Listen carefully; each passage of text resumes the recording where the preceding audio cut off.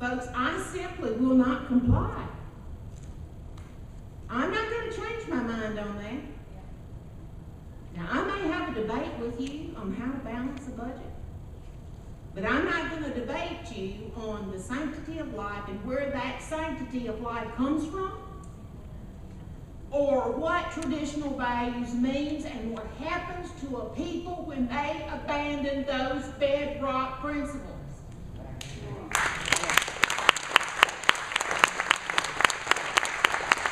I'm too old to change, and I pray to God that the one child my husband and I have, that he won't be flipped by this culture either, because you're inviting some very unpleasant things to come into your life and into the culture of your country when you do.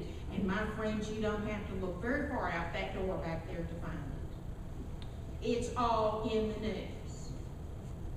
So I will say this. We need to pray for our leaders, whether we agree with them or not. I know that's a flesh burner. What leader are we talking about? You don't want to have to pray for people that you just don't like. I get that. But I can tell you, as somebody who's done it both ways, when you get to the point where you can pray for people who hate you, they no longer have a hold on you, and you can go out and do the things you need to do. My friends, in our communities, we've got to lose the fear of man, our fellow man. In this hour that we live in, if you are afraid to write a letter to the editor because you're afraid, the liberal editors at the paper won't like you, or that somebody will write a nasty letter back about you, my friends, if that keeps you from standing up for what's right, you need to have a conversation with yourself. Because I'm afraid that we're fast approaching a time that you will be called on to do much more than write a letter to the editor and take a stand for what's right. Everybody has to make that decision for themselves.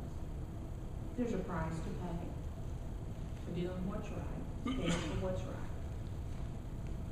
So I will just tell you, sir, that for too long, good people have withdrawn from the public square, have withdrawn from public education, and we've got ourselves a big fine mess. And I'm surprised that any teacher, that we have any good teachers left. I have a lot of friends that are public school teachers, and the way that they are treated and disrespected by both the administration and some of the children and parents is just a sin, really. Anybody else? I have one more here, then we have an announcement. All right. I have written letters to the editor. Yes, more sir. than one. Last week, hey brother, Pt3 School District, I just found out. I sent an email and I got a response. Several $1,000s was spent for valet parking for the ball game. You've seen it on the TV, on the news, where they had the golf cart take you from your car and bring you to the front of the stadium. That's my tax money, and they're proud of it. I go to the county commissioner's court. Constantly, time after time after time, transfer of money. Then you ask, what is this for? Try to get a bottom of that. You can't get the auditor to come clean on nothing. And nobody in this room ever shows up to the commissioner's court. I've been there. I don't see y'all. So you say, okay, yes sir, he has. Okay, but you get the drift. They get by with murder because nobody does anything about it. People in Austin down there, I'm in a position now, I hated Rick Perry. He's been a plague for years in the state of Texas. I make no mistake about it, but he's for the Republican.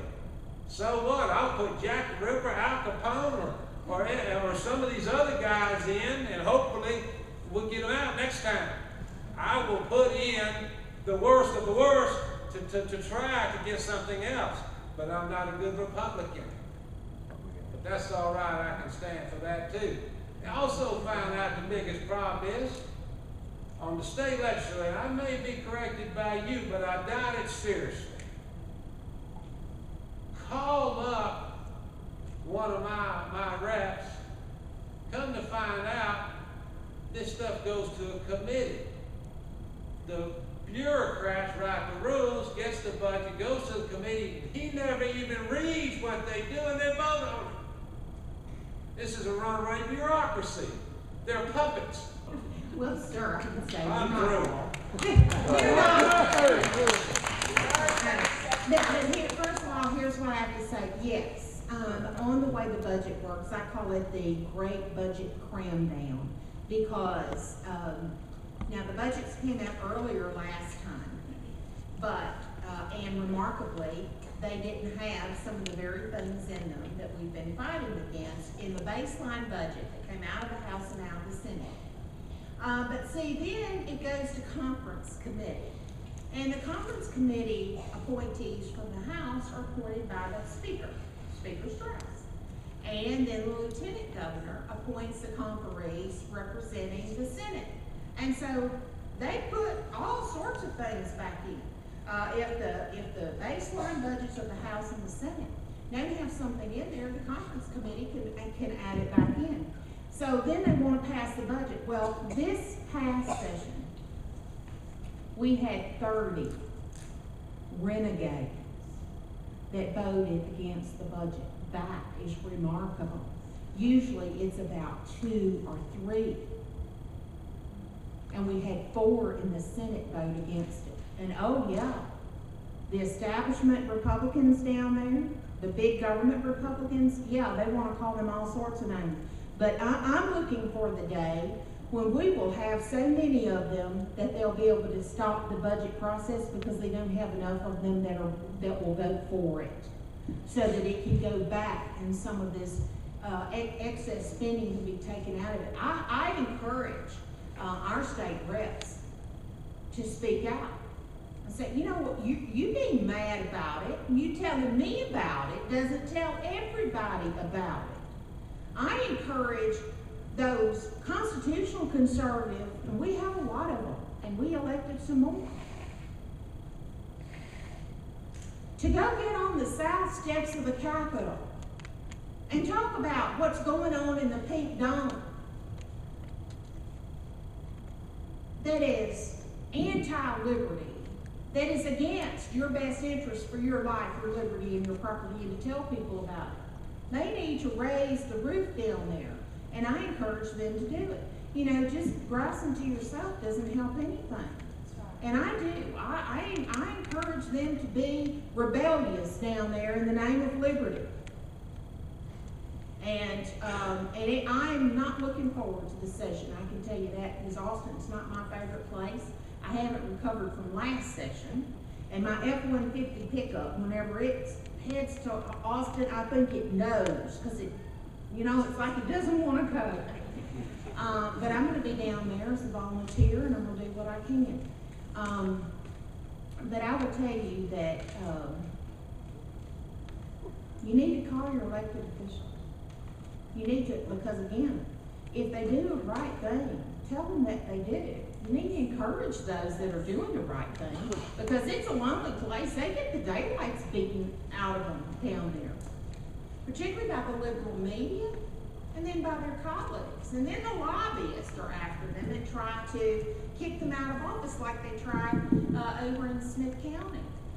You know what? They tried to get rid of Matt Schaefer. In fact, one of the Tea Party caucus members from the House told me, Fleming, your boy Schaefer, he's going down. He's not coming back. I said, you know what? You can try. Matt Schaefer won with 62% of the vote. You know, I get tired of people in Austin thinking they're going to tell people in Smith County what they're going to think about us. That's right. Yeah, Matt Schaefer's one of the ones on the list for that forum on Friday. Thank you, Ms. Fleming. Thank you.